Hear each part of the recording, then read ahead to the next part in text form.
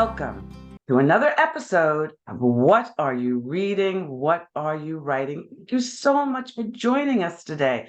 I'm your host, Karen E. Osborne, and I am author of 4 novels. The newest one is True Grace. It's a historical novel set in the 1920s, and it's based on my grandmother's life, and it's a page turner. I have a great guest today. I want you to meet Dawn Reno Langley. Did I pronounce that correctly, Dawn? You certainly did. Oh, good. So she is a writer, a theater critic, a mosaic artist, and an educator. We just found out as we were just chatting before we came on camera that she was teaching at a university right near where I live, right in the same town that I live. So she has wears many hats, and has devoted her life, though she says she has devoted her life at giving a voice to social justice issues. And that really intrigued me. She has written many novels and in different genres. She switches up like me. She has written romance and suspense. She's highly educated. She has a master's in fine art and a doctorate. And she also has a business. She helps new and experienced writers by doing coaching and editing. So, Dawn, I'm just so glad to have you. Welcome, welcome. Thank you, thank you. And I'm so glad to be here, Karen, and to be able to chat about books. So much fun to talk about books rather than talking about writing, although I wouldn't mind talking about writing too. And I It's can't wait true. to get your book. Definitely going to pick up a copy of yours. Thank you. Well, yours is 4, so you mean the latest. Yes, the latest. Yes. So you too have a new one. You too have a Yes. latest book coming out, and it's this month. And I'm really anxious to hear about it. But I thought first maybe we could start with you sharing your artistic journey. Okay. So you've done so many things. Tell us a little bit more about your writing journey. All right. First of all, the book is coming out January 4th, Mhm. 2024.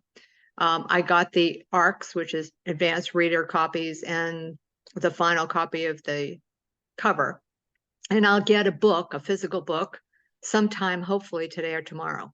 But that's just to say it's coming. You can order it pre-publication for 15% off if anybody's interested. Well, by the time But they see this, the book will be out. So, good. because Okay.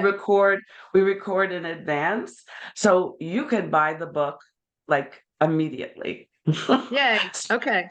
Good. And tell All us right. the name So of it again. And tell us the name. it's analyzing the Prescotts. Yes. So please tell us about your journey. Okay, my writer's journey began a long time ago. When I was young, my mother used to help us with our homework at the kitchen table. And she would often say how she wanted to be a reporter, and she never was, didn't really graduate. She graduated from high school, but that was it. Women didn't go very far in those days. And she gave me my love of books. I used to go to the library, which was very small, probably about the size of my living room. And I would bring home the maximum number of books that they allowed us, which was 10. Well, my grandmother's house was on the way home from the library, which I thought was very far away in those days. It was all of maybe 3 blocks. And I would stop at my grandmother's and show her my stack. And it was a thing. And my best friend read as much as I did. In fact, one of my favorite pictures is the two of us laying on our backs with our bony knees sticking up in the air, both of us with a book in our hands, sort of like today with phones in your hands. So that's where it started. At the age of 9, I wrote an essay about the Cuban Missile Crisis because I At was 9. upset at 9. And it was published by the local newspaper. And that was the first time that I realized I could put voice to what I cared about, what I really was worried about, what was going on in the world around me, whatever the case may be. I wrote for the high school newspaper. I edited my college newspaper. And at that time, it was in Boston. I went to school in Boston. And we were going through a lot of racial issues. The busing situation was going on at that time. And I was getting out there on the street covering events like that. I went from that position, from getting my associate's degree, um, to the Association of Trial Lawyers. I worked in Harvard Square for them, and I worked for their publication department. And one of my all-time favorite characters, real life characters, came from that job, because I had the desk right in front of this guy who wore white starched shirts every day, rolled up the sleeves, had this little skinny black tie, cigarette out of the side of his mouth, and he typed on an old Remington manual typewriter. Bang, bang, bang, bang, bang, bang, bang, all day. Well, Classic. yeah, he was an old Associated Press reporter, Mm. frontline stuff. And this was his desk job. And he impressed me because he just rolled out the press releases day after day after day. I learned a lot from him about writing. But by that time, I was writing other things and I wanted to expand on my world. So I learned enough from being editor of the newspaper and getting that degree and working in that job to start doing some freelance writing. And I did a lot of reporting, and then became a specialist for antiques newspapers, because I was, at that point in time, I owned an antique shop, and I was starting to find out that I didn't know everything about the stuff that I was selling. So I started researching and started writing about the stuff that I was selling, and got a career going. I actually supported my family by being a freelance journalist. And before that, I had a series of children's books that I wrote, and my boss knew somebody in New York at Del Air Publishing and got in touch with them and helped me make the connection to get those books published. So So when did you decide to leave? That's so cool. Children's books, I love that. When did you decide to really turn your attention to fiction and start actually, writing it fiction? was I had been writing fiction, but it wasn't what made the money that put the bread on the table, basically. So Mhm. I was really deep into nonfiction and had made a good career for myself. And my editor at the time, who I had been with, I was with the same editor in 4 or 5 publishing houses. Wherever she went, I went with her. And I remember having a conversation with her. I told her I had a novel about the antiques world, and that I was trying to shop it around.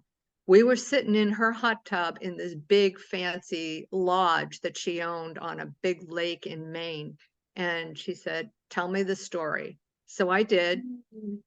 She connected me with one of the big agents in New York who sold it to Zebra, who took me out to lunch and promised they were going to make me a star. Little did I know that that meant fitting into this niche. And that's the reason why I don't write the same thing all the time. I love romance novelists. They're some of my best friends. Sandy Kidd is one of my best friends, and she's the grandmother of romance novelists, I think. But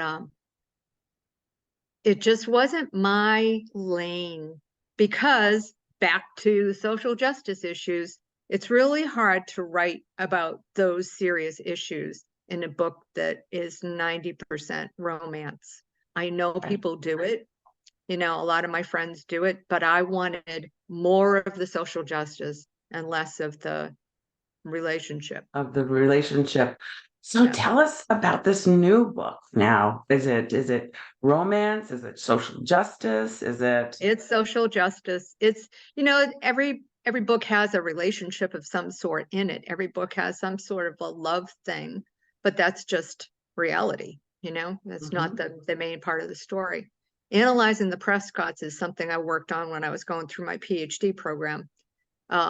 And let me backtrack. My MFA program, the creative part of the thesis was a bunch of short stories, but my critical part of the thesis was an examination of women and their works on the page, whether it was private or public. So it was journals versus, you know, short stories or novels and so forth.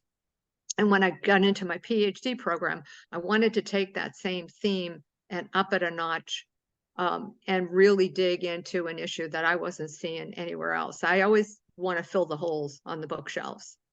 And the thing that I wasn't seeing is transgender authors and their voices pre and post transition. So my PhD critical thesis, or the research that I did, was to look at all of these authors who had written pre-transition as well as post-transition, and whether or So is not the that Prescott's a transgender book? Is it about, is your heroine a trans? one of the main characters, the father in the book, is transitioning to female. And the book is actually about the therapist who treats the family, because she's been damaged because of suicide of one of her teenage clients, and is just getting back to work, and takes on this family, decides they're going to be her only clients. The father has left, he's transgender.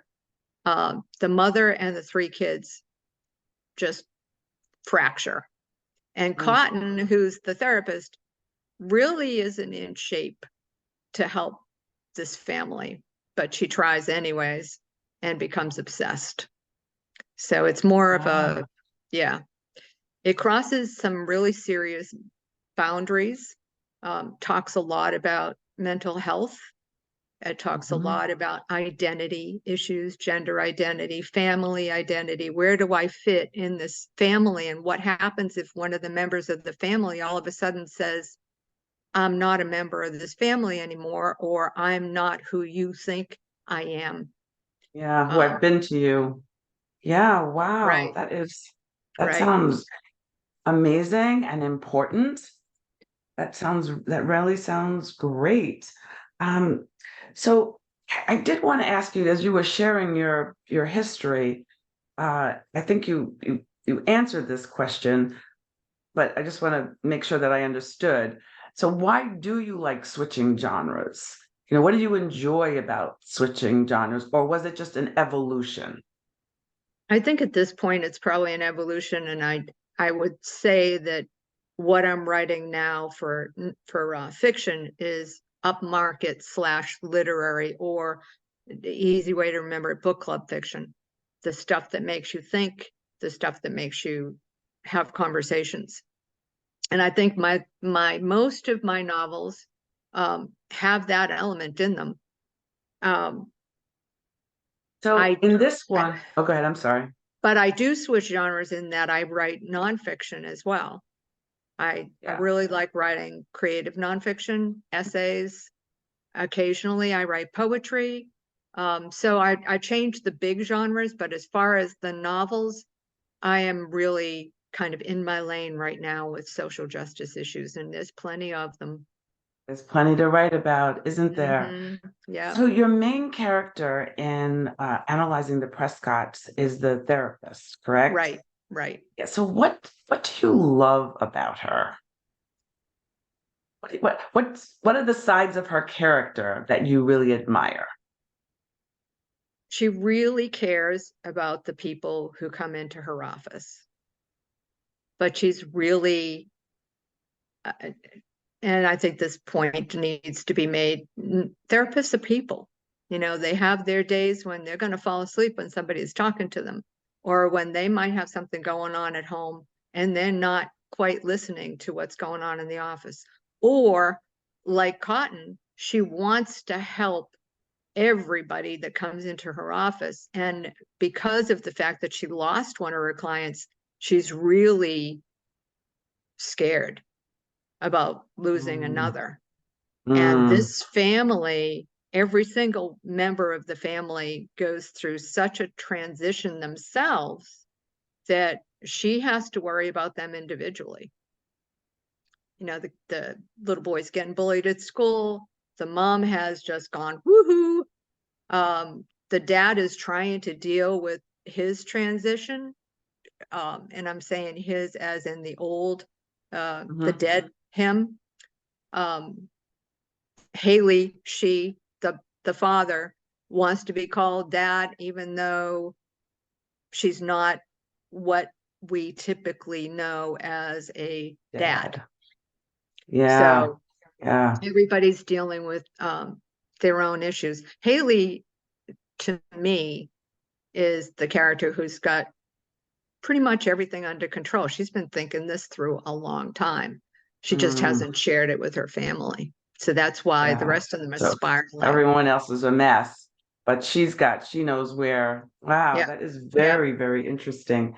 So you also teach, right? You teach writing, and you coach, and you edit. We have a lot of our audience are writers. You know, everyone's a reader, but a chunk of them are fellow authors. And so, if you want to just say something about your business, in case somebody's looking.